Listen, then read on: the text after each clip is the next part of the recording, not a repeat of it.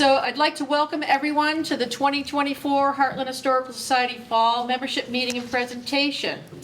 Please be aware of Mark Bombard of Granby TV, who is videotaping, so don't cross in front if possible. We have already conducted our annual business meeting, so we're going to get comfortable and go forward from here.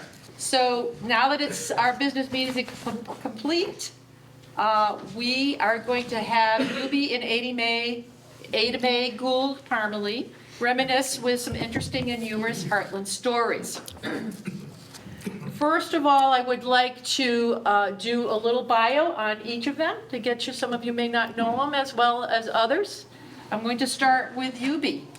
Hubie was born at St. Francis Hospital, I'm giving it away folks, in 1937. His parents, Gladwin Parmelee of West Granby and Heartland-born Alice Emmons, moved to 67 Heartland Boulevard in 1936. Gladwin worked for the Broad Hill Farm, now known as Holcomb Farm, which I'm sure many of you know, in West Granby. For 33 years he worked there, and along with that, he was a self-employed building contractor. Alice was a daughter of Edward Emmons, a direct descendant of our first settler, Thomas Giddings, married to Marie P. Miller. She was the first woman elected to a public office in Heartland in 1923. Alice, Hubie's mom, followed in her mother's footsteps, becoming a representative to the Connecticut General Assembly in 1943 and 1957, and was our tax collector from 1956 to 1975. And that's just a few of the things. Hubie's family moved to Walnut Hill in 1944. They moved to Granville Road in the 50s and then settled at 25 Heartland Boulevard in 1955. His parents' home was rented for a time, 1993 to 2000. During that time, Hubie and Ada Mae married in Heartland in 1983, age, I'm really giving it all away, 46 and 41 years old. You're close. And he's saying I'm not right. So how old were you really? So I wanted to note, I believe Ada Mae's father, Arthur, was married at 41, the same age that Ada Mae got married. I thought that's kind of a cool thing.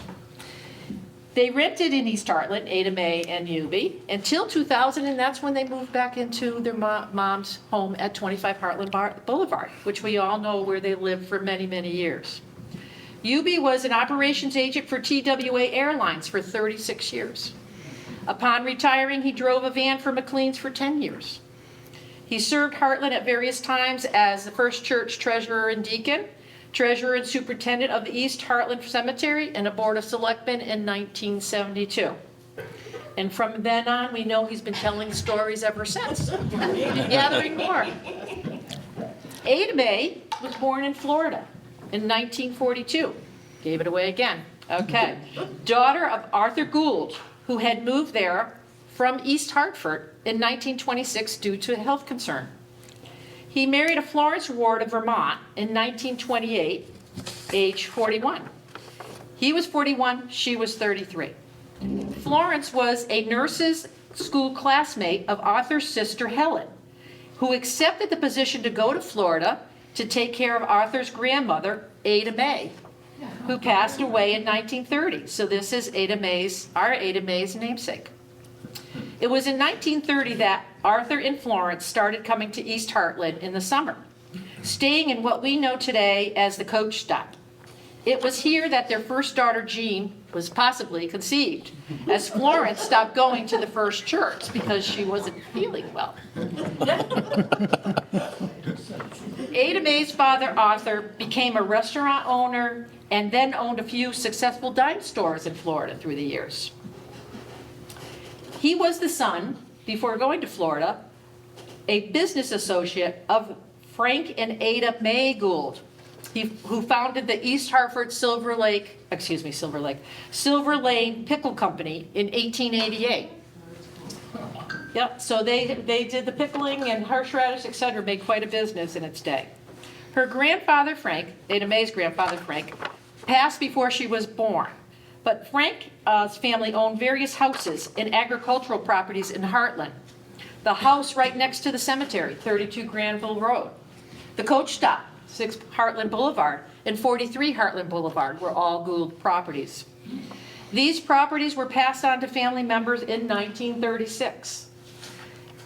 Thereby, other Gould members followed, visiting, enjoying, and contributing to Hartland through the years. Ada Mae began coming to Hartland in the summertime after World War I. As mentioned, you probably... World War II. Excuse me. I did that. Sorry, I mean, I told you the date you were born, but I really fell off the trail there, didn't I? A good old typo. World War I in 1946 or 47, and she was 4 or 5 years old. So, of course, it may have been that they missed coming in summer times because of the war when she was younger. Hubie and Ada Mae were lifelong friends whose families were friends, and Hubie would go down to Florida to visit with her brother, along with spending time with him, but also with Ada Mae. Ada Mae came to live here year-round in 1981, and to the surprise of family, she stayed, and we know with the outcome of marrying in 1983. Early on, when she saw the need to help with Hubie's dad, Gladwin, she became a certified home health care aide, and she worked for McLean's in Simsbury for 25 plus years. Ada Mae was also Hartland's municipal agent under Selectman Bill Flagg for a time, but had to stop due to her 75-hour work weeks with McLean's. Both Hubie and Ada Mae are lifelong supporters of the Hartland Historical Society, and Hubie is a present director and a great source of historical information. And Ada Mae will volunteer and do anything we may ask of her for her skills. And let's not forget, always making blueberry pies.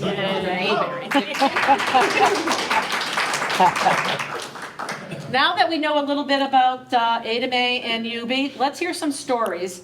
First for the years 1870 to 1930. It's not every single year, just a little in there.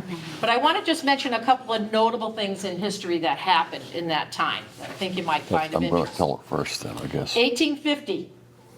Heartland had a population of 848 people.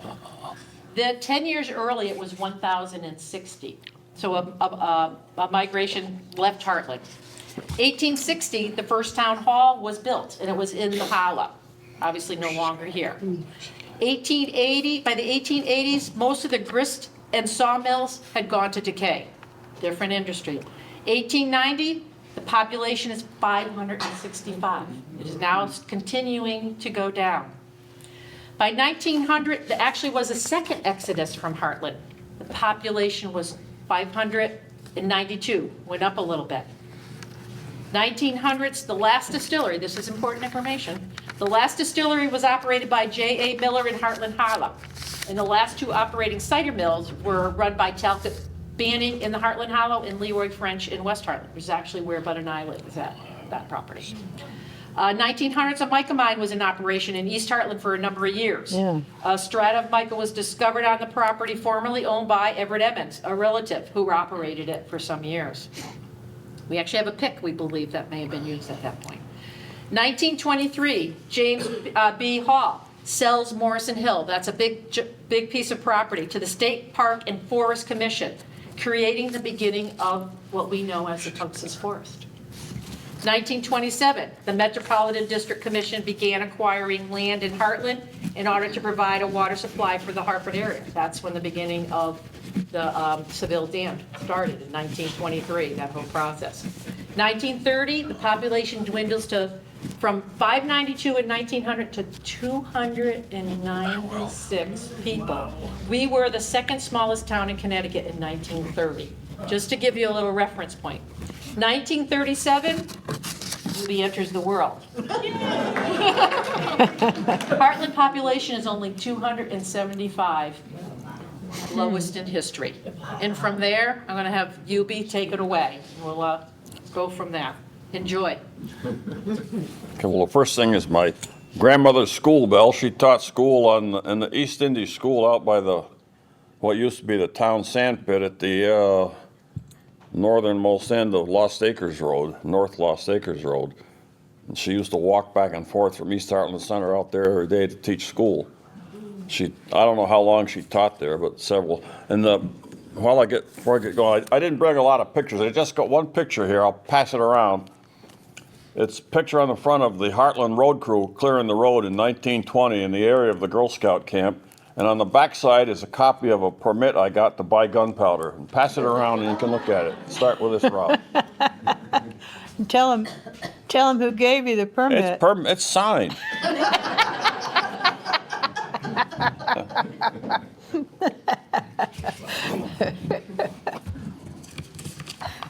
Anyway, we'll start out here. Joanne has sort of organized this chronologically, and it's got to have a few adjustments made as we go along.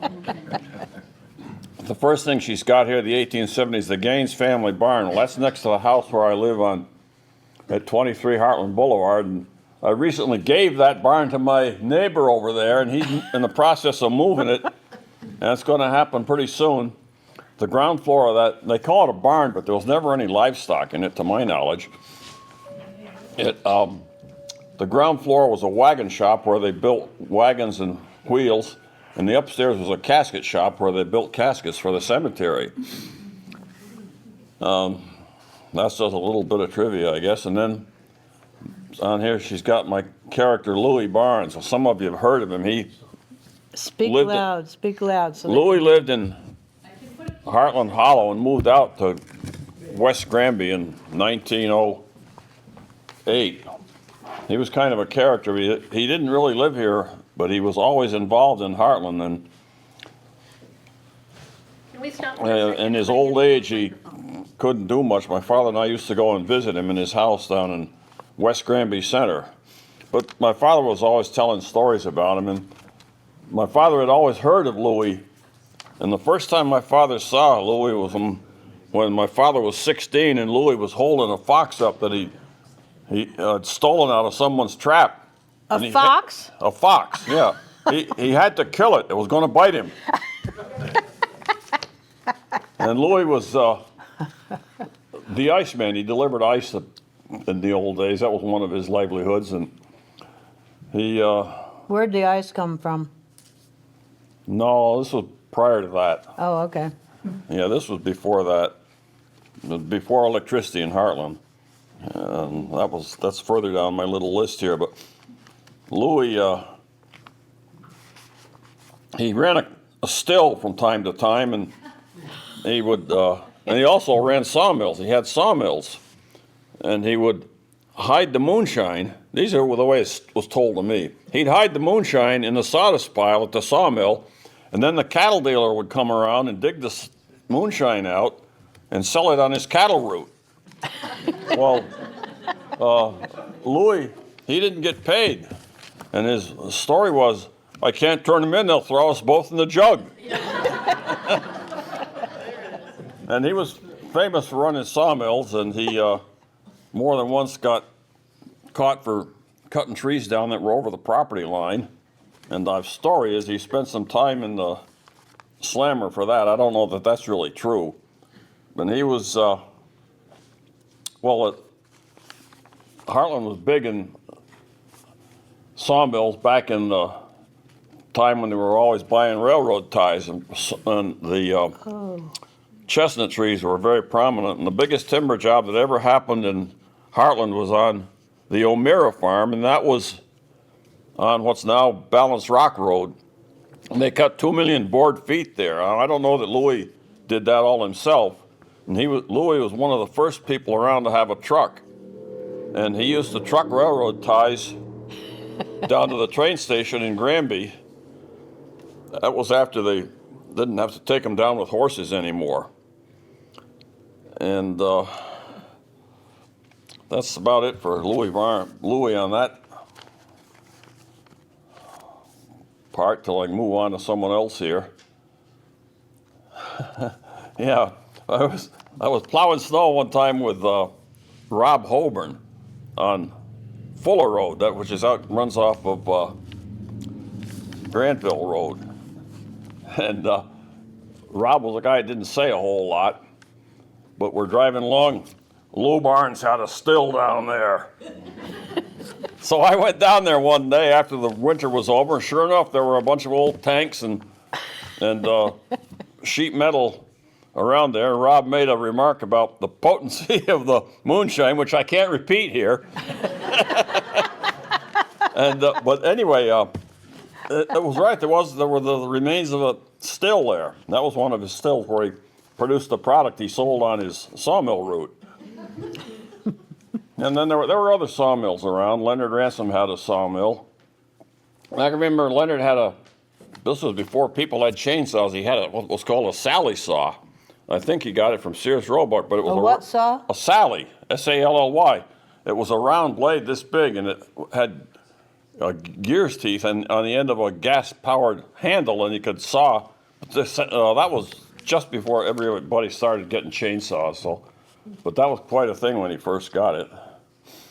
Then in the 1920s, when her grandfather had the ponds dug north of the town there on the North Hollow Road, he did that for ice because there was no electricity and there was a big market for ice in Hartland. And her grandfather built an ice house at 47 Hartland Boulevard, which is now where someone lives. And that was a family ice house until they got electricity. And Tell him what your dad said about the real electricity.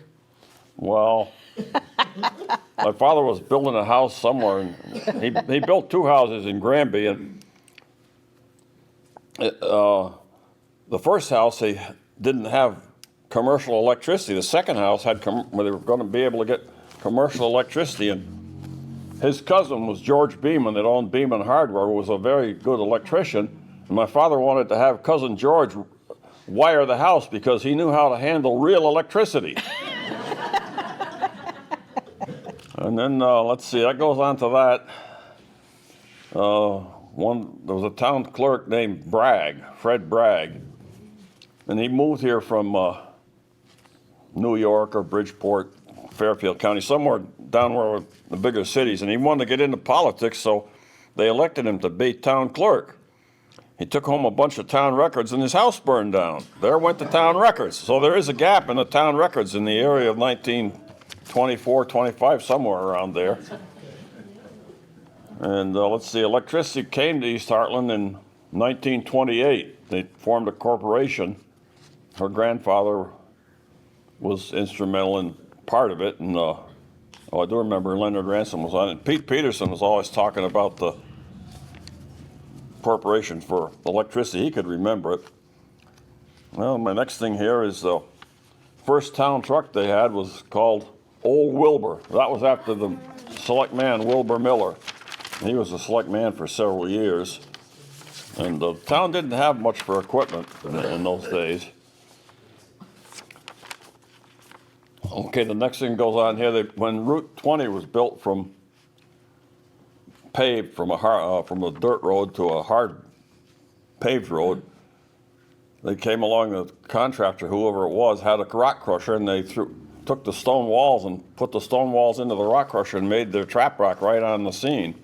And where I live now at 23 Hartland Boulevard, there is the skeletal remains of the stone wall. I go over with a lawnmower once in a while. I had some of them dug out a few years ago, but the two that are left are too big for the guy's backhoe that did it. And they're still there. If I get someone with a bigger backhoe, they may do it for me someday. Then I go on to the next thing. There used to be a stagecoach that ran from Hartford to, where's that place in Massachusetts, Ada May?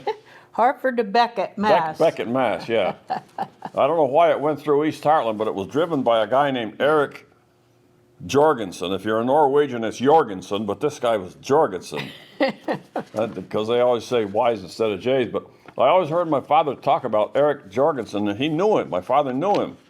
And I couldn't figure out how that was. But here recently I came across my mother's diary for 1934. And on a certain day, they went to visit Eric Jorgensen. He lived in Granby. He had to be retired at that point, but he was well known. And I think they used to have an overnight stop in East Hartland between Hartford and Beckett because Beckett is way up there in Massachusetts. Someday I hope to go there, but haven't made it yet. And I've got Leonard Ransom. He was a mail carrier between East Hartland and Granby for 35 years, and he went to Granby back twice a day, Monday through Friday, once on Saturday. And I figured out he made 25,000 round trips to Granby in his lifetime, at least. He used to go to Granby on Sunday mornings and pick up the Sunday newspapers for my mother's sister, who was handicapped and lived in the house where Megan Lindgren lives now at 1 Heartland Boulevard. She used to sell newspapers for a meager income. And my dad used to send me there to get a newspaper every day. I remember when all We of were the, here. I haven't got it written down there, but a lot of the Norwegians came to town, and they were all from New York City, and they had to have the Sunday News and Journal American and the New York Times. So we had a big pile of newspapers on our front porch Sunday morning when Leonard Ransom brought the bundle of papers, and my father would bring them in and open up the bundles, and from there on I don't remember what happened. And I got one more name on here was Boss Martin. Oh, this something's backwards here. I got to make sure I get this straight. Oh no, this is right. Boss Martin was telling about there used to be bad mud in the road down by the Girl Scout camp, that flat spot by Camp Merritt, and people would always get stuck in the mud there, or frequently in the springtime when the frost was coming out of the ground. So my grandfather lived in the center at 1 Heartland, 1 Walnut Hill Road, and he had a team of horses, and people would hire him to go down and pull their car through the mud hole, and he used to charge them $2, according to Martin, and it was a lot of money in those days. And after he got done pulling them out, he'd run home and get some barrels of water and go back and dump it in the road and make some more mud. That's all for my first page. Where did Joanne go? That's great. I'm right here. I've got more on Boss Martin later. Yeah. Kind of bring it to kind of think about what was going on in town at that time. But I do want to make one more comment, though. This was made by Gladwin Parmelee, his dad. So I'm assuming it might have been used at the first church or something. And he was a teenager when he love made it. There you go. Yeah. Still surviving today, and I love it. It's nice and solid. Okay, so the next, just a couple of current notable things that were happening. He's going to talk about the 40s next. And he has a lot of stories from the 40s. So, but 1930-40, we know the Barkhamstead Reservoir and the Seville Dam were built, and the valley was flooded. Yeah. This marked the end of Heartland Hollow as a place of habitation for the living and the dead. The town hall, the 2 schools, homes, and the roads and bridges were sold to the Metropolitan District. All graves and surviving markers were all moved to East Heartland, West Heartland, wherever the families wanted it to be taken. 1940, population 300. Heartland is beginning to grow again, right? 1941, the Bethany Lutheran Free Church of East Heartland was organized in the home of Reverend T.B. Durganson. I'm probably saying that wrong. With a charter membership of 19 people. That was 1941. Nearly all the members formerly lived in Brooklyn or New York. And so they came into town. So from here, and then the one other project that was going on was in 49, the Hogbeck project was authorized to do the Goodwin Dam. That was 1949. So Hubie, have fun with 1940s. You remember it.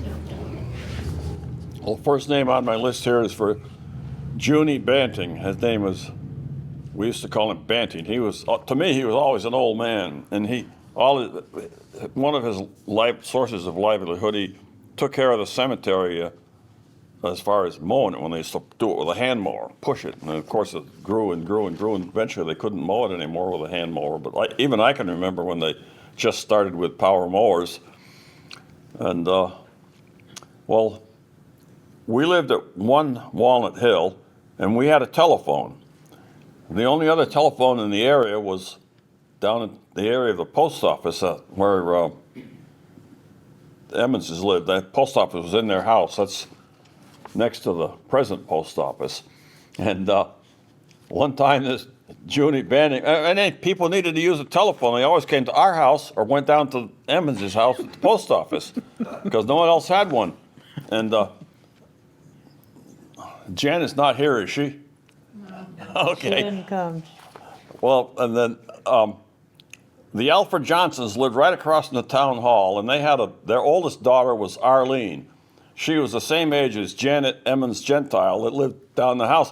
Well, Arlene wanted to talk to Janet. She'd walk over to our house and use our telephone to call the next door neighbor. She was really closer to the next door neighbor, but she wanted to play with the telephone, so she's coming and wanted to call her on the telephone. So anyway, back to old Banty. One time the power failure. We had an ice storm or something happened, and Banty came to our house and wanted to use the phone, and he called the light company. The juice is gone. The juice is gone. Okay, so much for Banty.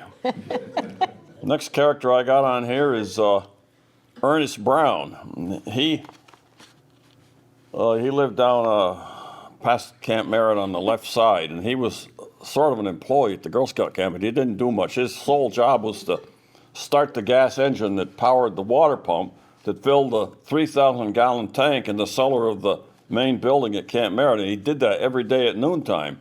And then he always filched a lot of food. He was always complaining because he'd raid the kitchen before he went home. And Brown was kind of an interesting old character. He had a nice new tractor. He had a car, but we lived at, I got my addresses mixed up here if I'm not careful. We lived where Jamie, Rob, what's the number there? Where 67. Okay, we lived at 67, and I can remember I was a little kid, and old Ernie Brown used to walk by. He'd walk to the town, up to the store. I don't know why he didn't drive his car or tractor, but he'd stomp along, and I was a little kid, and I made a poem up. Someone did. Mr. Brown went to town, had his pants on upside down. I thought that was pretty risque, you know. And he was a character. And then he'd walk along. My father says, look at that old devil. Every time he puts his foot down, he expects the earth to shake.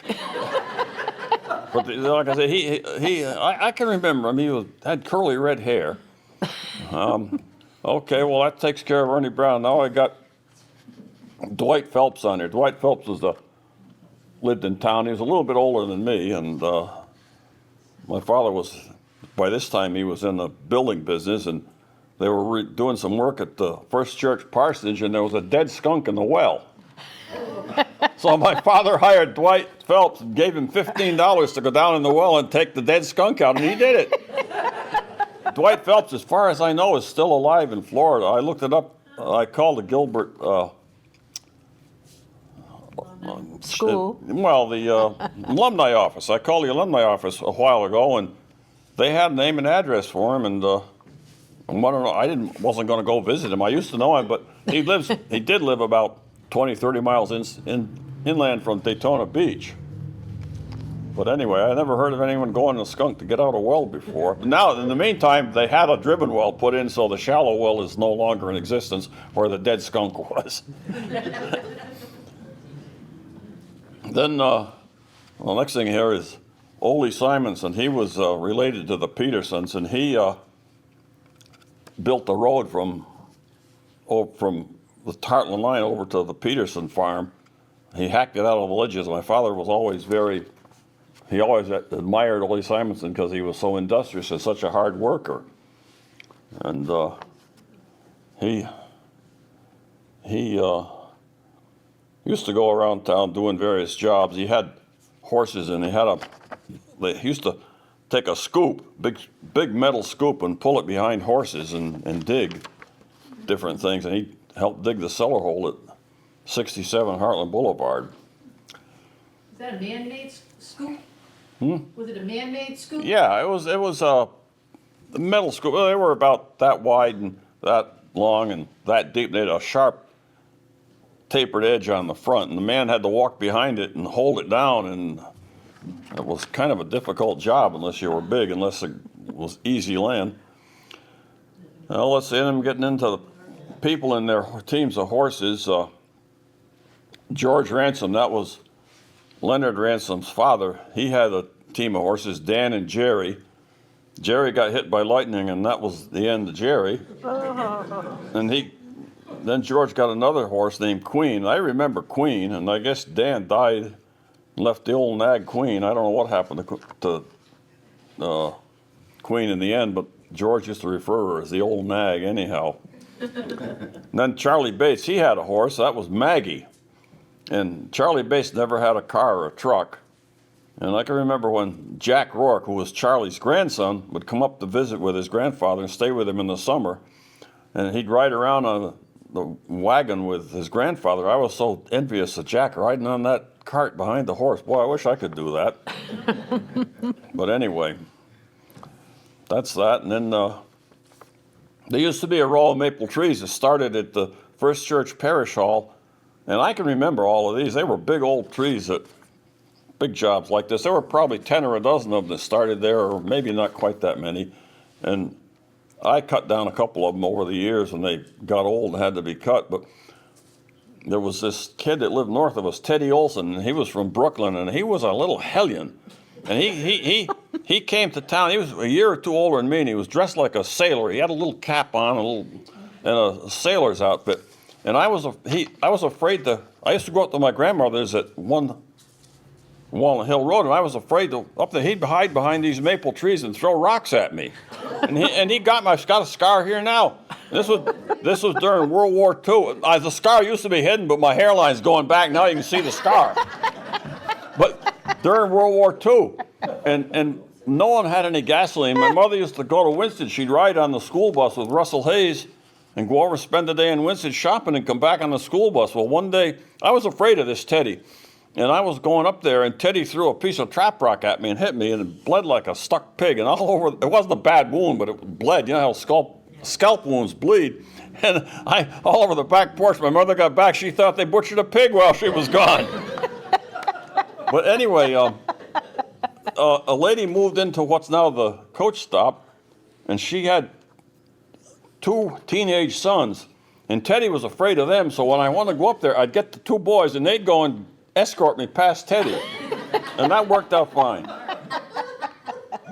Yeah, I don't know. It seemed like the boys' names were Brown, but I'm not sure of that. I pursued this a few years ago, and I think one of them at that point lived in Barkhampstead. Peter Lacasse used to know his name and where he lived in Barkhampstead, but that's history. Let's see. Okay, well, then my father, he was always a popcorn fan. He liked popcorn, so one year, and he was kind of a avid gardener. He's going to grow some popcorn, so he bought some popcorn seeds somewhere. And popcorn comes little ears like this, and they're short and pudgy. They're not like sweet corn. They're short ears. And he had a nice crop of corn, and someone suggested that he exhibit it in Riverton Fair.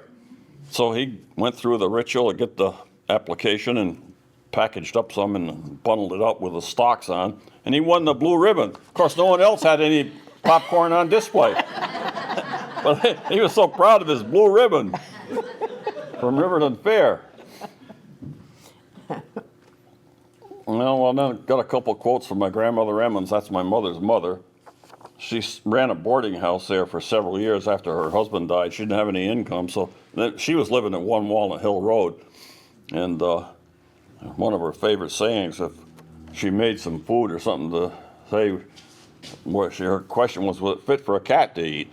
I don't know what she meant by that. Another one of her, I don't know what she'd do if she was here now, because she used to snort at all the crowds and go to a store or something, and there was a lot of people there, and she'd stomp her foot and say, "Why don't they all stay home?"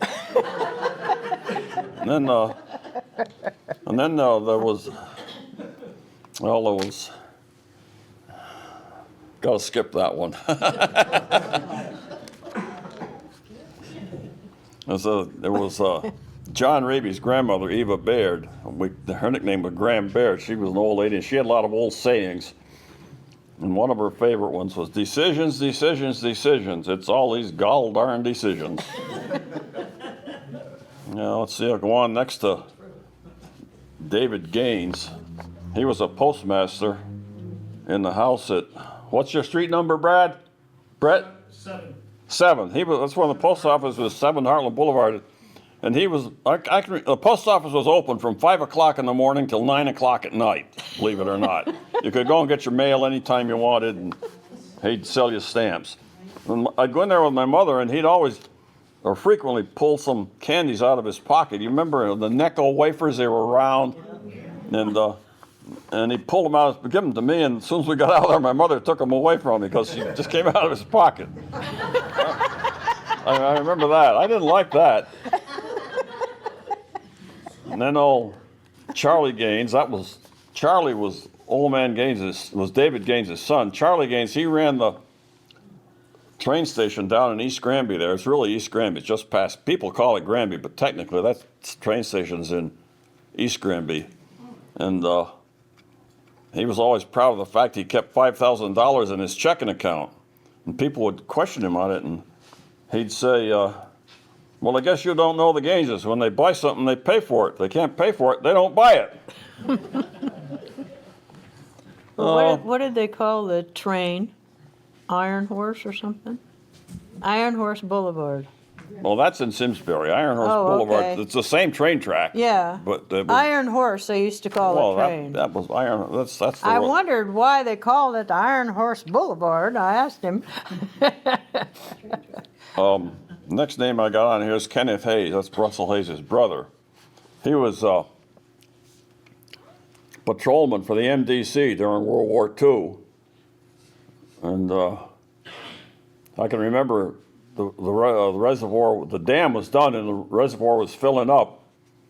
And my father wanted to see it, so Cap Hayes came up one day and when he was on duty and took us down there.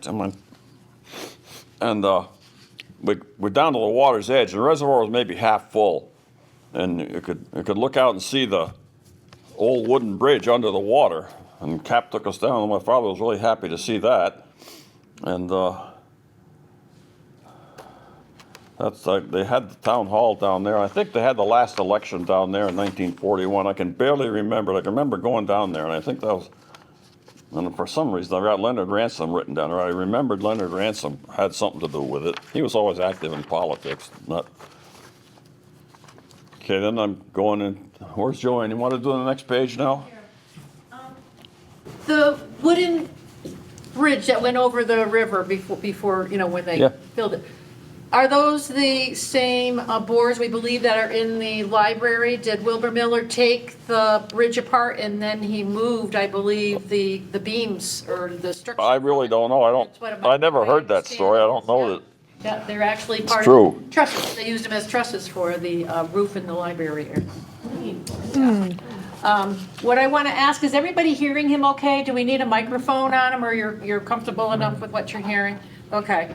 And the next piece we're going into, he's going to be talking about the 1950s, right? Is that the page you have there? I got 1943 you got on them. Oh, you still haven't finished your 40s yet. I'm on the second page of the That's four. right. Oh, So okay. stay right along with it. Okay. How old are you at that time in 1943? You've got down here 6 years. There you go. Let's see, 43 minus 37, 6, you're right. Yeah, okay, well, 1943. My mother used to take me everywhere with her, and I can remember election day, and they were doing elections in the Society Hall now because the town hall was closed down in the hollow. And I can remember I liked to go to elections with her because the candidates always had boxes of chocolates there. And that really attracted me. And I don't know, anybody here from West Hartland ever hear of Mortimer Foster? Yeah, okay, I remember Mortimer Foster was a little old man. He was always dressed up, and he must have had some kind of a job that was affiliated with the election system. He's always around there. He didn't say anything, but he was dressed up, wore a tie, a little guy with a nice dress. But he was one of the ones in control of the candy box. And my mother used to take me to the ladies' aid meetings all the time. And Gene Gower's mother used to bring Gene, and he was a little younger than me. And he didn't like to go, but I guess she made him come, and she'd pack a lunch for him, and Gene would sit over in the corner all by himself eating his lunch. Like he was a dunce. He wasn't, but he was playing that. He didn't like being taken in with all those old ladies. Okay, I've got that one. This is just a sideline, 1940s. I remember Jerry DeForest, he got a new car, and his new car came with a 2x4 bumper because the cars they didn't have bumpers weren't available to put on the new cars. But he got it eventually when the dealer got the bumper, and when he took it back and got the 2x4 taken off and got the bumper put on. And that was standard procedure. That's just the only one I know about. Well, then I got Gordon Wright here. Gordon, he was a constable for several years, and during the late 40s, he was always roaring around town in a blue Mercury convertible. Pretty good car, and he had a 6-gun on his side. And I was down in Florida when, I think it was when her mother died. I was at a Florida funeral. Well, anyway, there was this, I went to the funeral in Florida, and this guy approached me, and he had spent the summer up here with her brother. And he had cornered me. He says, "Is that a deputy still around with that blue Mercury convertible?" So Gordon left an impression on him anyway.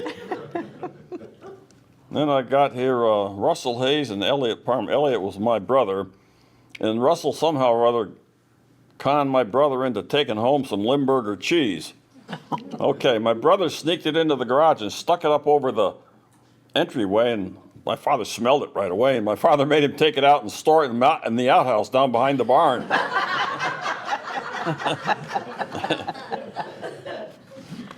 Then I guess I'm on Russell Hayes now and whatnot here. Yeah, Russell Hayes. I'm sure I told this story the last time I did this. I told several of these, but he'd rolled his car over down in Granville Gorge somehow or other, and the policeman smelled alcohol on his breath, and he asked if he'd had a drink, and Russell says, "Well, wouldn't you take a drink if you rolled your car over?"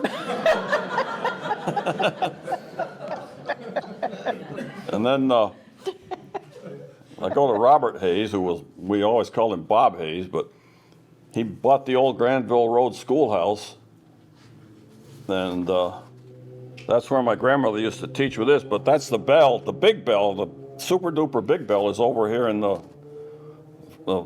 Historical Society's house.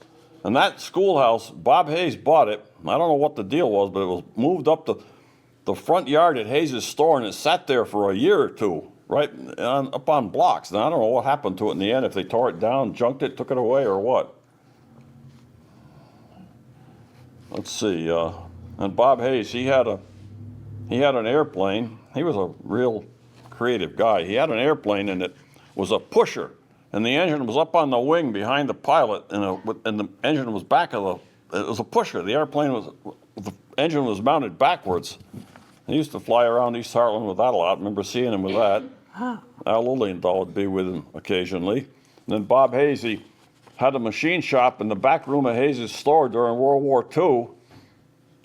And he made some little aluminum part that allegedly was part of the Norden bomb site, which was a big secret highly secret deal and a highly successful bomb site, and it's made for a lot of accurate bombings in Germany, supposedly. And then Bob Hayes, in his factory down, and he moved to Unionville. He designed and built power chicken feeders, which that was a big deal, because it was like a eave gutters, and he had it laid out in a chicken house in a couple 100 feet. And there was a chain that moved along, and they'd put the chicken feed some way into the trough and run and feed the chickens. They didn't have to go and scatter the feed in all of the troughs. And my brother was a salesman for him, and I went one time with my brother to set up a feeder in a place called Rentham, Mass. It's way over in eastern Massachusetts. I remember we were gone all day, and we left early in the morning. We went over there, and my brother was a salesman for Bob Hayes, and his job was to set this feeder up, and it took us all day to do it. I was just running around, get this, do that. I think that's all I got on Bob Hayes, but he was really a doer. He designed and built the Better and Ben stove in the 1970s there when the Arab oil embargo came. That was a big success. I went back to Boss Martin. Boss Martin had an old Chevy car out in his pasture that was growing up, and Bill Flagg wanted something off the car for a part. So Boss says, "Go ahead and get it." So Bill went and got the part. I don't know what the part was, and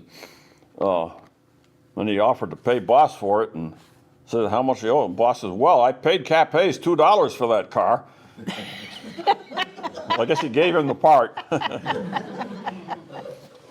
Then I've got a list here where there were windmills in the old days. Yeah. Mr. Ney had one at 79 Walnut Hill Road. That's where the Brosies live now. There was a windmill there. Frank Gould, her grandfather, had one at 43 Hartland Boulevard. Ransom's had one at 98 Hartland Boulevard, and Dwight Stone had one at 27 Old Town Road for a long time, and that was like 1,500 feet from his house.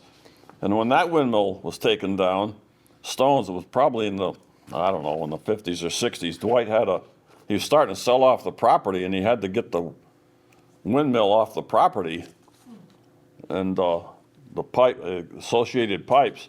So my father got the windmill from Dwight Stone. He must have bought it from him. It was a pretty good sized windmill.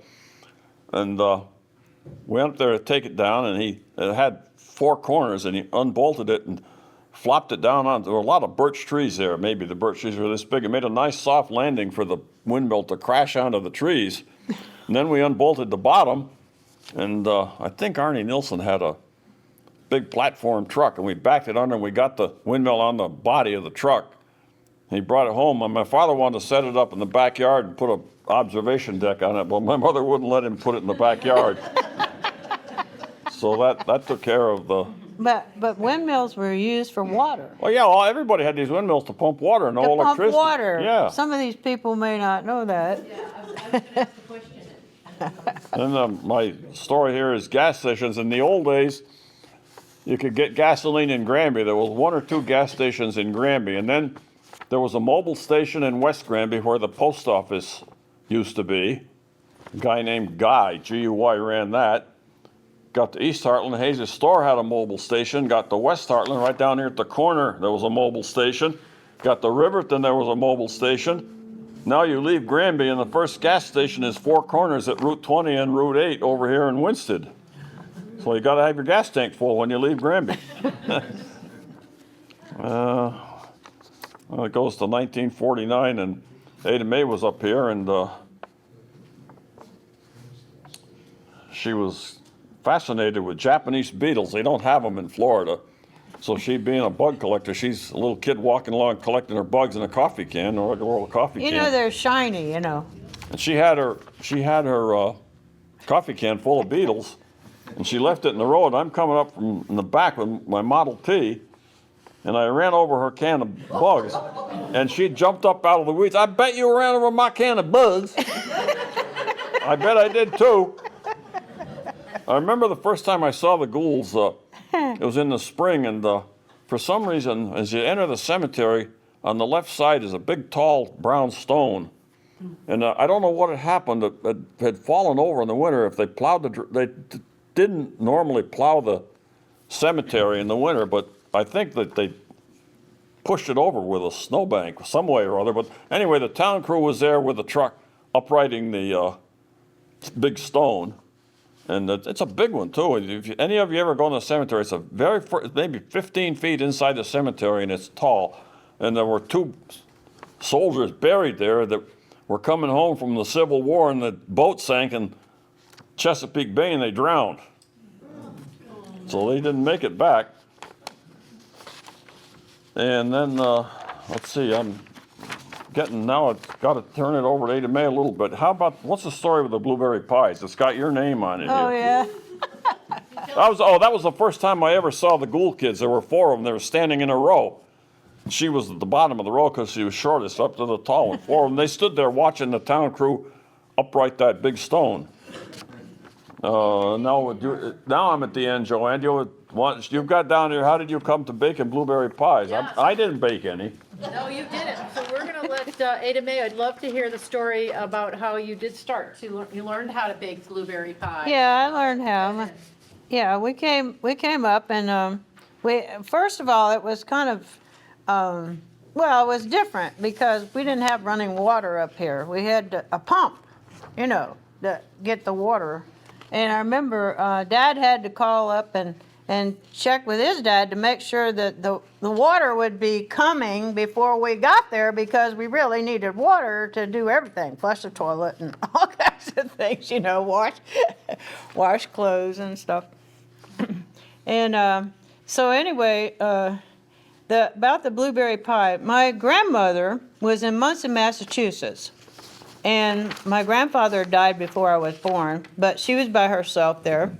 And so my mother, being a nurse, wanted to go over and spend time with her mother a little bit once in a while. And we were all out picking blueberries every day. And Dad had to have blueberry pie for breakfast. He had to have a piece of pie for breakfast.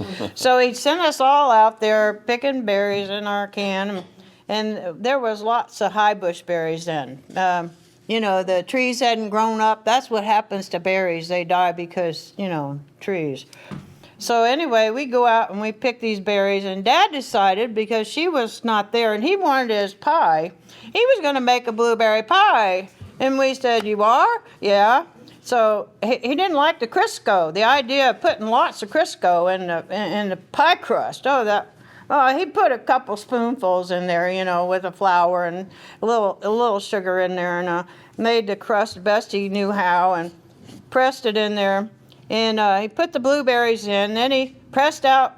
I remember him trying to roll out this dough that he didn't really have much Crisco in, so it wasn't rolling too good. But he put a crust on it, put it in the oven, and then he goes, "Oh, I forgot the sugar." So he pulled it out of the oven and did the best he could to redo it, and, you know, put some sugar in there, and we ate it, but it didn't taste like Mother's pie. Yeah, we ate it, but anyway. So, let's see, I remember a few things, like I had to take a bath once a week. That was a must in East Hartland. I was upstairs. And the bathtub, the only bathtub we had was upstairs there. So I had to take a tea kettle and heat it up. You know, first you pump it and you fill up your tea kettle and you go up the stairs, you know, every stair. And there was no railing, so it was a rope Dad had put up there. So you take your rope and you put your tea kettle and you go up there and you take your bath. And by the time you get there and you put a little bit of cold water with it, there wasn't much water in there for a bath, but that's okay. I did it, you know what I was supposed to do. And I remember being cold some nights. My dad always said you have to have a window open, you know, somewhere. You have to have it cracked open. You can't just, you know. I remember having 5 pair of socks on. I was so cold up here sometimes. So anyway, and then my brother, Robert, he had he was upstairs in the top of that building, you know, the cemetery house This is building. 32 Granville Road, the yellow house by the cemetery. Yeah. Okay, and upstairs, he was up there, and at one time he came down and he said, "Shh, don't tell Mom, I got a bat. I caught a bat." He caught it in a paper bag. It came out of the barn, and he figured out a way to get the bat in there. It came out somehow, and he got the bat. And he said, "I got a bat. I said, "What for?" And he says, "You want to watch it fly around." And he said, "But don't tell Mom. Don't tell Mom I got a bat up there." Okay, he said, "But in case you see it, you know, you won't scream or anything. Just, you know." I said, "Okay." So here's my brother with his bat. Well, he wanted to watch it fly around, but he would turn the fan on. He had a big fan in the window. And he put there on purpose, plugged it in, and it would have the blades going, you know, as fast as it would go to keep the thing inside. Well, one day the bat decided to leave, and it was going, and he just went flying right through and didn't hurt him at all. He just flew away. Bats are good, you know. They got radar or something. Anyway, I don't think Mom ever knew that one. Good thing. And Dad used to go to New York City on the train, and he would go to New York City and go to some of these, I guess, I don't know if they were Jewish or what, but they had a lot of army stuff left over from the army and the war. And he would buy, like, a whole bunch of stuff, like, even women had clothing that was stacked up in big piles. So I remember this store, and like, what do you call those things that you drink out of?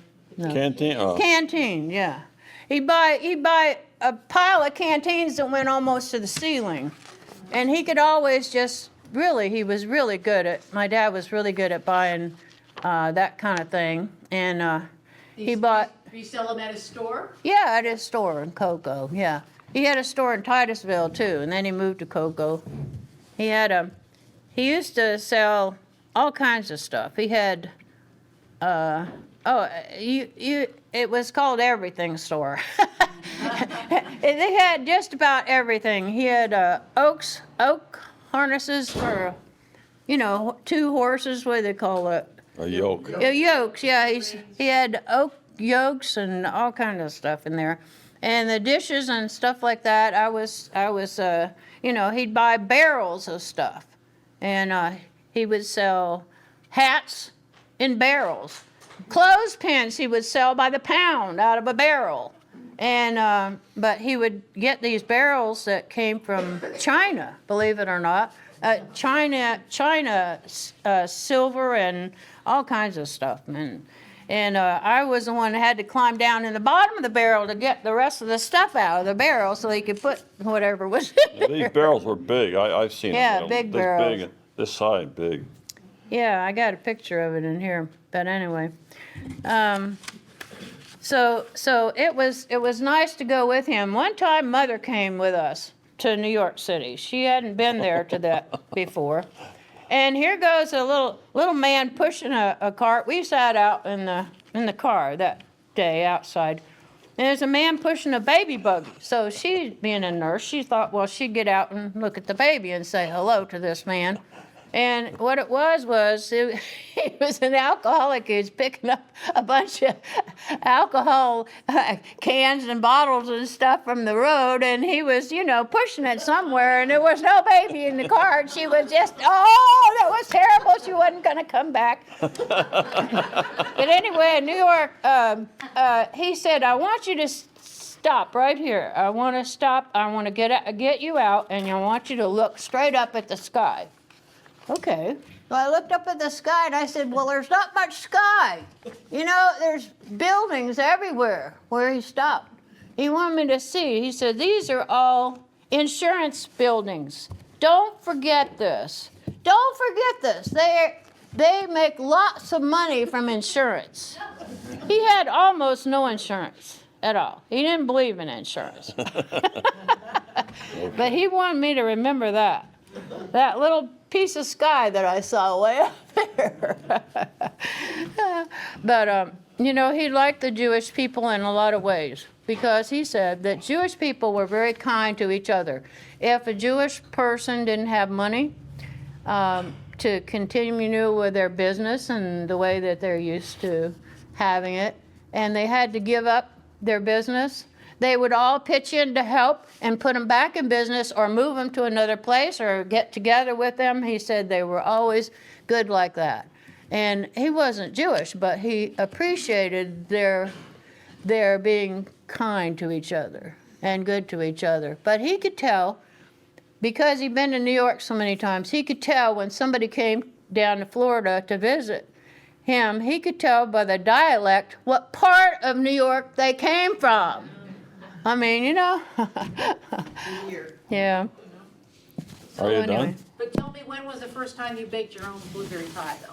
Did you hear that? Did you? Probably in East Heartland. My mother taught me. So you got it from Mom. Yeah. We had the blueberries. Yep. Yeah. Always. Yeah. Oh, that's about it, I guess. My dad was married twice.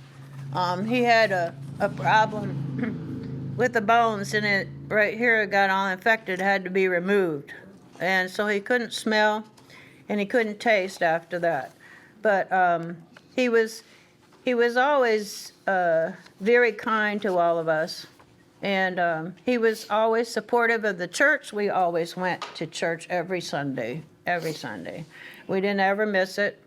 Down there or up here, he was always good. One time he heard about a man that had a young son that needed surgery for his heart to stay alive. His little boy needed surgery and they didn't have the money, and he mailed the money to him. He said, I don't even know who these people are, and he mailed the money. He was always very gracious. My father was such a wonderful person.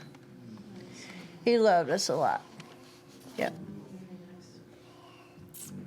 Did you want to read some more of this? Yeah, if you have the time for it, I think we're good. So I'm gonna mention just a couple of other things before he starts 1950, has a few more in there. 1950, we're now at 549. So in 1940, we had 300, and now we're at 549 population in 1950, so we were growing a little bit. In 1953, a town hall was built as an addition to the West Hartland Elementary School, which is here. So I guess they did conduct town meetings at the time in 53. 1953, the Bethany Lutheran Church builds their church.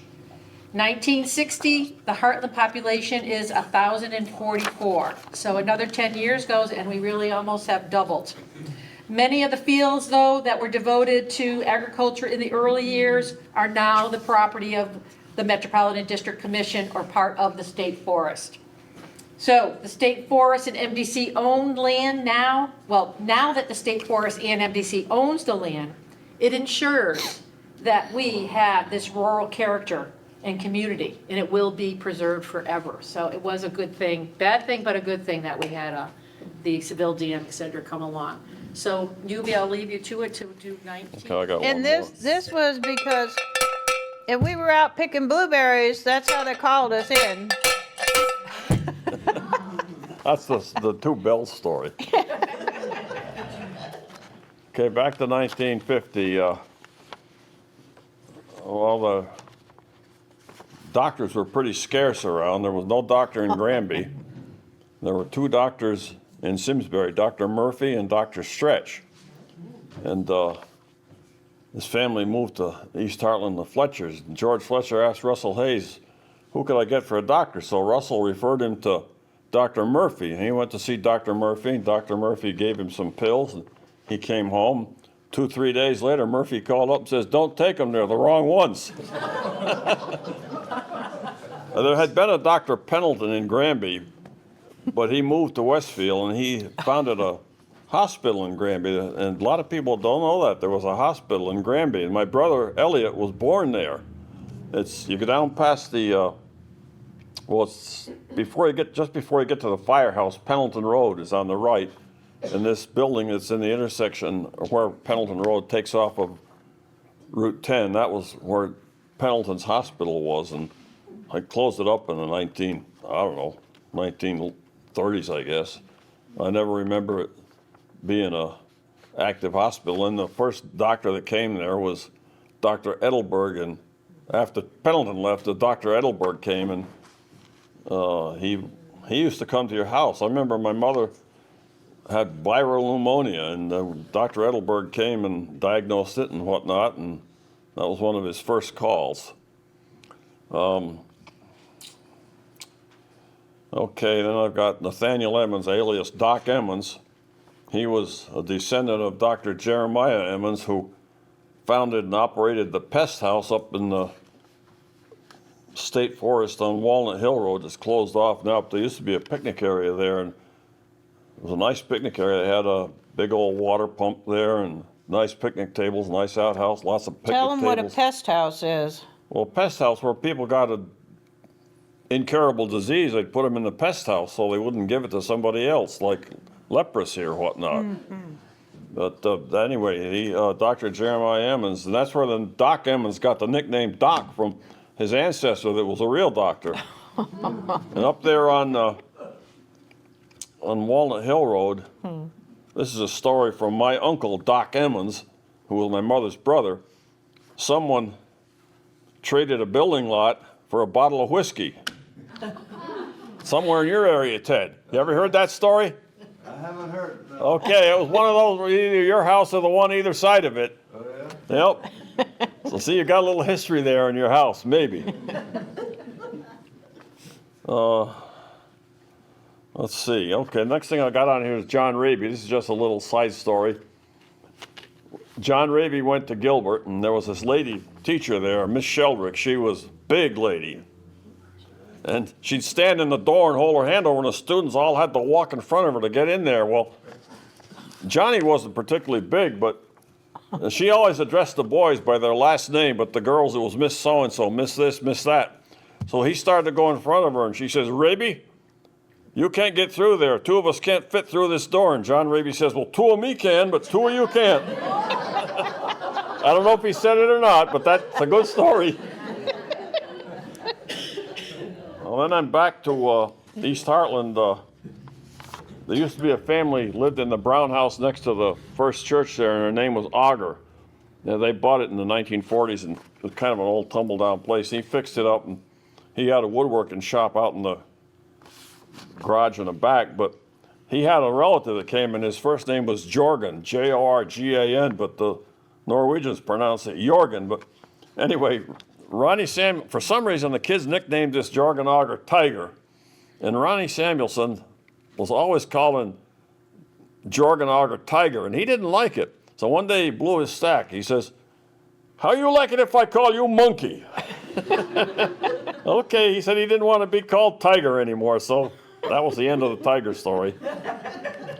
Let's see, my first car was a recycled 1942 Ford police car, two-door sedan. I got it from my cousin that worked at the state police garage in East Hartford. That was nothing. It was a good old car, go fast. Let's see, I know it's something I was going to talk about. We all know what a problem beavers are now. I mean, they can be a big problem. Well, somewhere in the early 50s, there were no beavers around. They were unheard of. But either Bob Desmond or Dave Miller discovered a beaver dam down at the end of Pine Mountain Road, and there was a lodge out in the water and flowing water in the dam. And they took me down there, and they showed it to me. Well, then I was telling around about it, and I don't remember if it was Bob Desmond or Dave Miller. They were upset because I was telling people about it, because they'd go back there and chase the beavers away, and we'd never see a beaver again. And look at them now. I mean, they're a real nuisance. Let's see. Then I go to John Johnson, and I think I told this story the last time. There used to be a bar in Terriffill called the Avion. I don't think it's there anymore. John was sitting at the bar with this guy he knew, and the guy had a speech impediment, and he elbows John. See that guy over there? Him and me was in the Quinker together. In other words, one of his old jailbird friends. Back to Russell Hayes again. He had a nickname Barefoot. When the Rushlow house caught fire, he was fire chief. He ran out of the house to go to the firehouse, and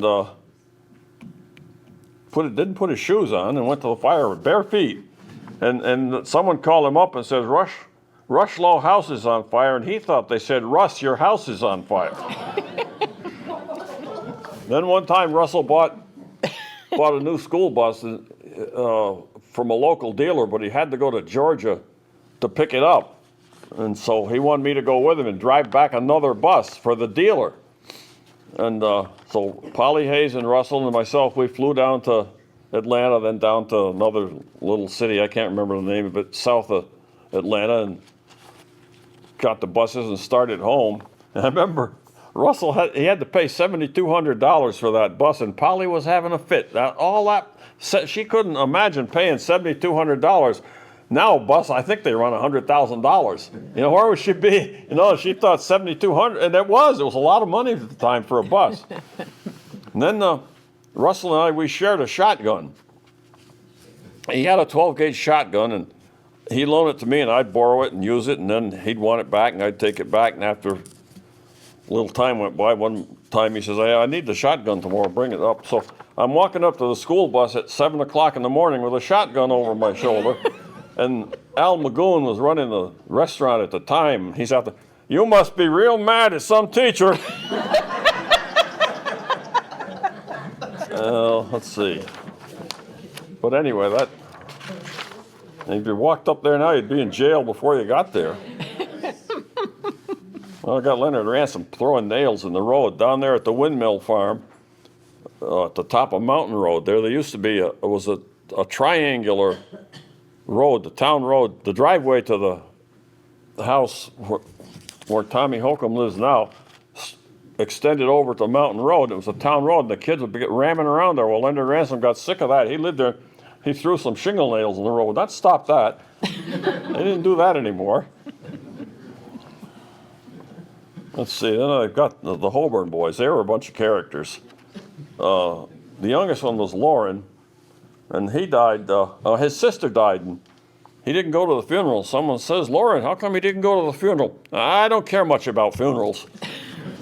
Okay. And then Lauren, he worked for Doc Emmons, who was a general contractor, and he got along with Ole Kittleson real good. They worked together, and so Lauren's up on a stepladder with a sledgehammer, and Ole's standing on the ground holding a 2x4, and Lauren is pounding it down. Well, he missed the 2x4 and hit Ole on the head.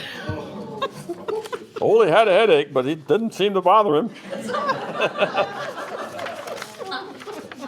Okay, then the next one here is Alfred Hyde. He lived out on, well, he lived in Hartland, but you had to go through Granville or North Granby to get there. I know somebody here might have gone to school with the Hydes. They were real smart kids, a lot of kids.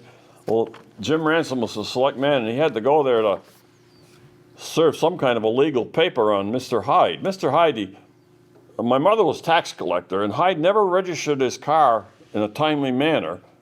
And he'd run it around with an expired plate for 6 months, and he'd come over to pay his taxes so he could get the car registered. But anyway, Jim Ransom went there with the town pickup to serve the paper, and he reeled the window down, and the kid came out, and he noticed a lot of dogs. He says to the kid, gee, I got a lot of dogs. The kid says, got 42. Let's see. Oh, I tell a story about Bill Flagg in the 1955 flood. That was August 19th, 1955. We had like 14 inches of rain in 24 hours, and the road washed out down in West Granby. And Jim Ransom was a select man, and he called me up, or called my father. We had a tractor, a bucket loader tractor. The town didn't have any equipment. All they had was 2 or 3 dump trucks, and they had a Cletrac tractor and a tow-behind road grader, which was made for scraping out dirt roads and getting them back in shape in the spring. So Jim called up my father could we take our tractor and go over to the West Mountain? There was a landslide going to West Hartland. He wanted it cleared out. So pouring rain, 4 o'clock in the morning, and at the time, a tractor was in a building, a shed on the property that belonged to her father next to the cemetery. So I went up and got the tractor. I must have had gas, and I drove it over down West Mountain, 20 miles an hour, pouring rain, and I got over to where the landslide had been. In the meantime, Jim Ransom had taken the big town truck and put the snowplow on and gone over there and cleared the landslide. So I turned around and came back. I did that for nothing, but he proceeded on, and they got over as far as the corner there where in Riverton, where the road makes a left turn in the river, and the river was so high that nobody could pass. And I don't know what they didn't gain anything by driving down there, but so anyway, so then when Jim Ransom called us to go over there, he got Bill Flagg to go to Granby to get Francis Barnes with a bulldozer to come up here and clear out the thing. Well, Bill Flagg tearing down through the road 60, 70 miles an hour, and the road was gone, and his Studebaker car went right in a hole and washed down the stream, and he got out of it pretty quick, but he couldn't get out of the raging water, and he's tearing his clothes off, and he said every time he'd grab a tree to pull himself out of the stream, the tree would fall in. It happened several times. He got down about, well, not over half a mile, and he was able to get out of the water, but this time he didn't have any clothes on. So he broke into a garage that was there and got a coat and came along home. In the meantime, everybody figured he was history, but he made it back. Let's see. Then we go back to, I'm still on the Hobards again. Rob and Susie, they lived over on Sunset Road, and they were known for having a lot of cats. And when one or both of them died, I don't remember, but Jim Ransom had to supervise emptying the house out, and there were 72 cats in the house. And then the second fire truck they had was a USA, and that had been a truck at Aberdeen Proving Ground down in Maryland during World War II, a very big, strong truck, but it sat beside the road up in Southwick for sale, and the firemen were looking for another truck, and they scraped up enough money to get it, and it was a fairly good truck. They used it a lot, but it got old and died, and the last fire they took it to, it died. They had to tow it back with a town truck, and it sat behind the firehouse for quite a while, and I don't know, Russell Hayes was a fire chief, and they were putting pressure on him to get rid of it. He sold it to this company in Hartford, Brightman, who was a surplus dealer. And Brightman never came after it. So one day Russell Hayes says to me, "You want that fire truck for $75? You can have it." So I said, "Yeah, I'll take it." So I bought it and I junked it. I made a lot of money on that. It had big tires. They were 24-inch tires, very unusual tires. And I advertised at 6 tires in the New England Homestead, which was a farmer publication that circulated throughout New England on a monthly basis. And some guy in Granville, Vermont called me up, and he wanted those tires for his manure spreader. He couldn't find any that big. And he says, "Well, you save them. I'm going to the Big E in 2 weeks, and I'll come and get them." He paid me $150 for those tires. And then I sold a radiator for $100. It was all brass, and I hired Babe Millard to cut it up into scrap iron, and I sold that. I made a lot of money on that. That was a good deal. So Brightman missed out on it there. Let's see. Let's see here. They used to dig all the graves in the cemetery by hand, and that was a miserable job. That old Banty that I was talking about, he dug a lot of the graves. And Bill Flagg, when he was a teenager, he used to dig graves, work on it. But somebody died, and Jim Ransom was a superintendent for the cemetery, and he didn't have anybody to dig the grave. So Eddie Bakken, who had the Hartland Concrete Company, had a Ford tractor with a backhoe, and Eddie says, "Take my tractor and dig it." So Jim took me up there, and we drove the tractor down the cemetery, and he staked out the grave. And I'd never run one of those things before. I was a teenager, and I started up, and we dug the first grave successfully. But after that, they still didn't have a mechanical way of digging them. When Bill Flagg was select man, he had Richie Silky digging a grave by hand, and he came across some bones in there, and he jumped out of the grave, ran home, and he wouldn't come back. I don't know, Bill got someone else to finish it. Then Russell was a fire marshal back to West Hartland. They were building the Hogback Dam, and he had a complaint that they were illegally storing dynamite over there, so we had to go and check it out on a Friday afternoon. It was cold, or below zero, 10 below zero, and Russell had an old Jeep, and I liked to drive it, so I drove him over there, and they were putting the trucks away for the weekend. And they had a storage unit. He checked it out. It was okay. It was legal, but they had these trucks with no tailgate, and I call them dumpies. That's the name for them. They don't have to take the tailgate before they dump them, and they put the tailgate up, and the dirt was sticking in the body. It was frozen in there because it was so cold. So the guy says, "Give me a stick of dynamite." Stuck a piece of dynamite down in a hole in the front of the body, blew a hole in the side of the body, but the dirt didn't move. Let's see. Okay, I did the Bob Hayes Better than Ben Stove. Okay. Then when Bill Flagg was select man, he applied to the federal government to get a surplus Jeep from I guess it was the Army, I don't know. There's a program that can still do that.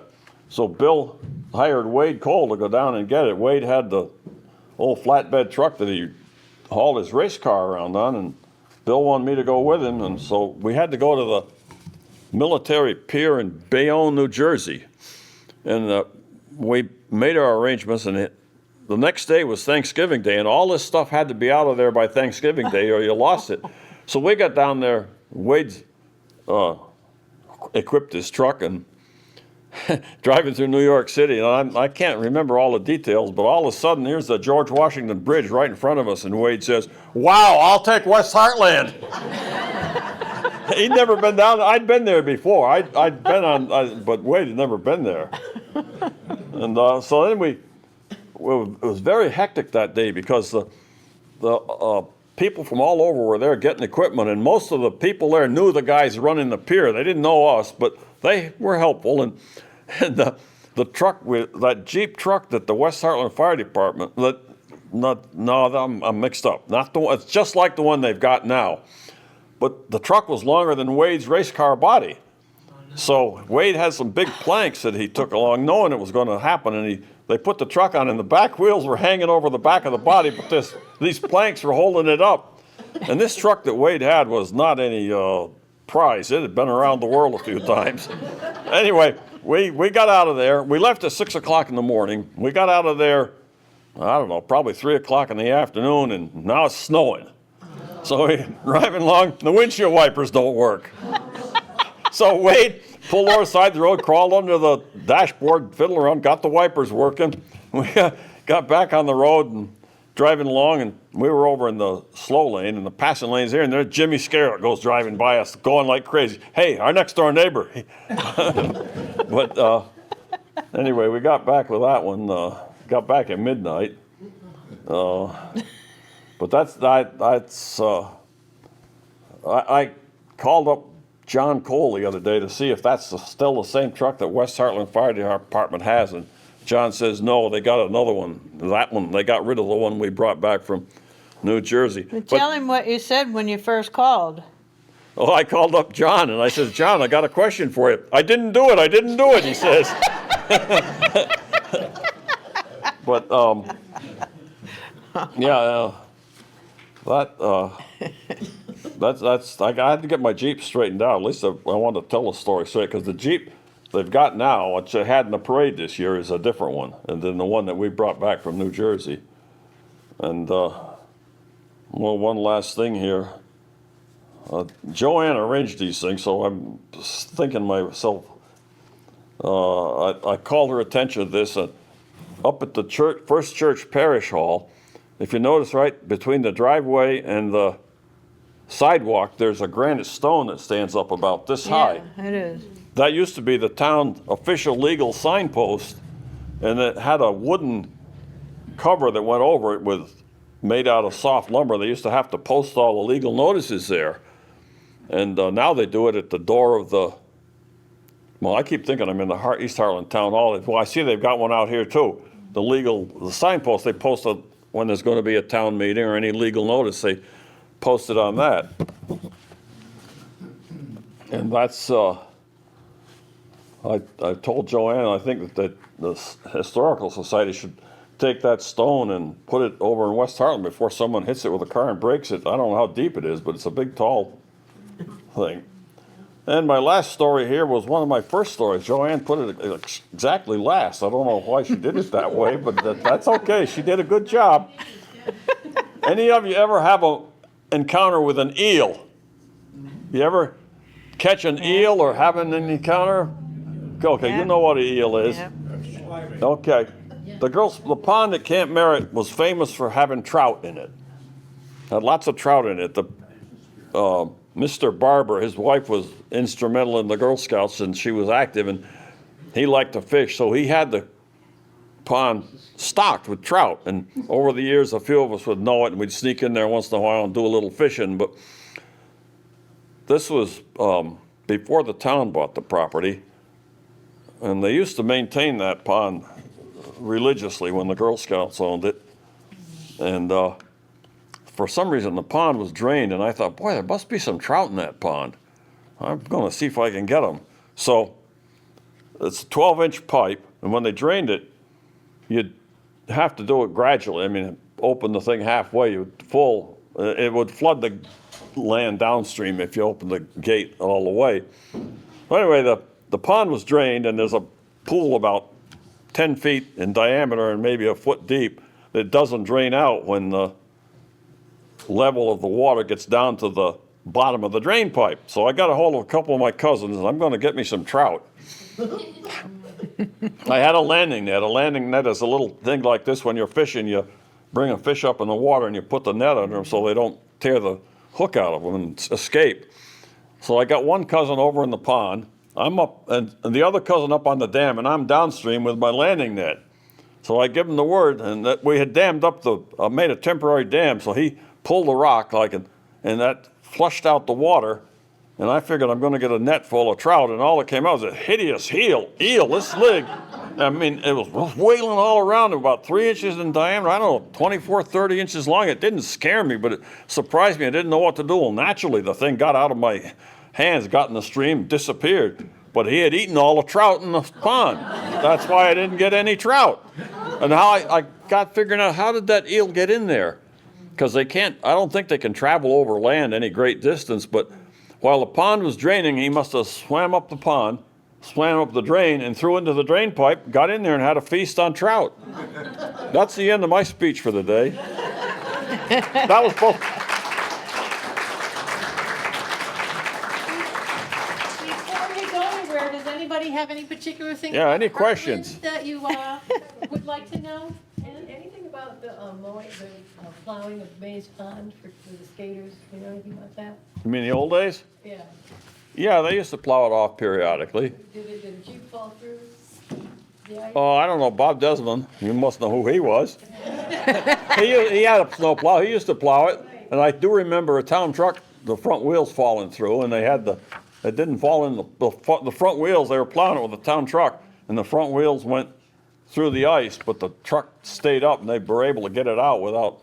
My brother Bob tells me that there's a Jeep in the bottom of that pond. Well, I don't remember that. I don't deny it, but yeah, your father was one that had first one to have a snowplow around. And I remember he used to get $8 an hour for plowing snow. That was a lot of money. Wow. Now he couldn't buy a quarter of a tank of gas for that. Yeah. Anything else have anything, Bob? I got a question for Ada Mae. You mentioned that your family was affiliated with Silver Lane Pickle.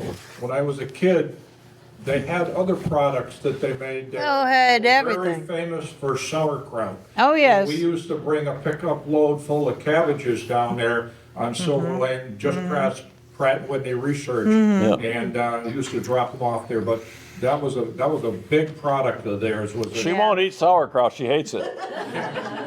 I like it. But I like pickles, but not dill pickles. Boy, our whole trunk had to be filled with jars of pickles when we went to go home. And we were supposed to eat them all before we came back. And when it got to those, I just, I didn't like those. I like the sweet pickles, though. The sweet gherkins were good. But I remember being there. My dad would take us there sometimes, too.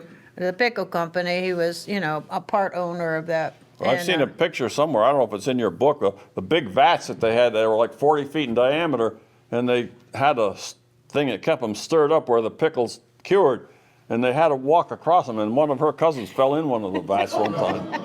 Yeah. Well, the man, when I was a little girl, Dad said, go walking with him, So he took me over one of these pickle vats with the pickles going like this underneath us, and it was a board about this wide, and it went from one end to the other end over there, and he pulled me right along, and I kept my feet going. Now, I understand, I think Frank and Ada Mae started out with making horseradish, and they would peddle that, and that's how it kind of began the pickle. Well, part. She was the one leader year of the horseradish. there was too many cucumbers to pick out in the field, and so they weren't going to send anybody out in the field for cucumbers. Everybody had them, and nobody needed them. And my grandmother, I'm named after her, she said, "You send some of them out. Get me some of those because I'm going to make pickles." And so she started the pickle company herself, really, with the recipe, and Heinz bought them out. Well, that was a very successful company for Yes, years. Heinz it didn't was. buy them until 1957. Yeah. That's when when Silver Lane sold out to Heinz. Did they do agriculture up here and grow things for the pickle factory? up Oh, here yeah. In Heartland? So did they do Some. cauliflower? But the pickles have to fit in that jar, so Right. have to be picked just at the right time. Well, Frank Gould originally bought land up here to grow pickles, but they didn't work out because they were all different sizes. And he finally sourced his cucumbers out of Massachusetts up there in Hadley, where those big flat fields are. You go up 91, that's where all the pickles came from in the end. Well, much better cucumbers that came out of rocky old Heartland. But that's where Rentschler Field is today. Yeah. Yeah. And I got a book here that a friend of, well, it's a long story, but my sister wanted to marry somebody from Connecticut, and my mother wouldn't allow it because that means that she'd be living in Connecticut. So anyway, he always loved my dad so much, he wrote a book about my dad. And so I have this book and pictures. It's got a lot of East Hartland pictures and Yeah. stories in it. Yeah, a lot of pictures here. Her, Different people. her grandfather, Frank Gould, he had the ponds dug up northwest of the pond up there. Recently, it was renamed them Haig's Ponds, but before that there were May's Ponds, and before that there were Gould's Ponds. And I don't even know the name of the people that live there now, but he dug those ponds to make a source of ice in the wintertime to fill up his ice house that he built down the street. That's what I wanted to ask. What about Hartland Pond? Wasn't that ice came from Hartland Pond for Hartland? Yeah, I don't think it came here. Certainly it was a good source of ice, but I don't think it would have come all the way over here. I'm not saying it's not possible. I got going on the equipment that the town had. The town had this Clee-Track tractor to tow this road grader, and the Clee-Track is really slow. And Albert Raby used to drive it to West Hartland. It took him 8 hours to drive it to West Hartland. Oh, my God. And that was through the hollow. You know, it'd been, 2-3 miles an hour, something like that, or 1 or 2 miles an hour. And I think that tractor's still circulating around here somewhere. Al Beeman had it at one point. It might be the one that Joe Raskaskas has down there. I'm not sure. But the town didn't have anything for equipment till the late 50s. Still don't. No backhoe, no loader, no bucket loader, nothing. They used to load the sand out of the town garage with a hand shovel in the wintertime. They filled this town garage. It was over there where the town hall is now. They filled it up with the bay up with sand and loaded it with a hand shovel into the back of the truck. Even the state highway guys used to stand in the back of the state trucks and spread the sand out of the back of the state trucks with a shovel. Now they'd have a heart attack if they had to do that. The state trucks would have corner boards, and there'd be a guy on each corner, and all he would do was shovel it down into a hopper, and as the truck would move, the hopper would go around. Yeah. And, That was an innovation. It had a wheel on the road that made the hopper turn around, yeah. But this is before then. Yeah, well, that picture I showed of the guys digging the snow, I forgot one story. It's not on my list, that's why. Norolf Nilsson was a Norwegian, and he lived up where the Lutheran church is now, and he bought the place, and then it sold, blah, blah. It got torn down when they built the church, but there was an old barn out there, and Norolf had a cow. My father lived down at, I guess the boy says 67 Hartland Boulevard, I can't remember. And we had a barn full of hay, and Norolf had a cow but no hay. We had a bad winter and piles of snow. My father was able to keep the driveway open. He had a tractor with a big snowplow on it, but the snow was 5 or 6 feet deep all the way down to the barn. It's behind the house. So he sold the hay to Norolf. Norolf come down, and it took a day or two. He dug a path down to the barn about this wide, and he'd go down there every morning with 2 grain bags on his back, empty, and fill them up with hay, and he emptied the whole barn, 2 grain bags full at a time, all winter. For the cow. Yeah, well, he got some hay. All right, anybody else? Otherwise, I think a beautiful afternoon. Thank you very much for coming today, and more especially that Ida Mae and Hubie were thank willing to you. tell their stories today. Thank you, Thank you that's very much. special. Oh, goodness. Are they real? Yeah, Good for you.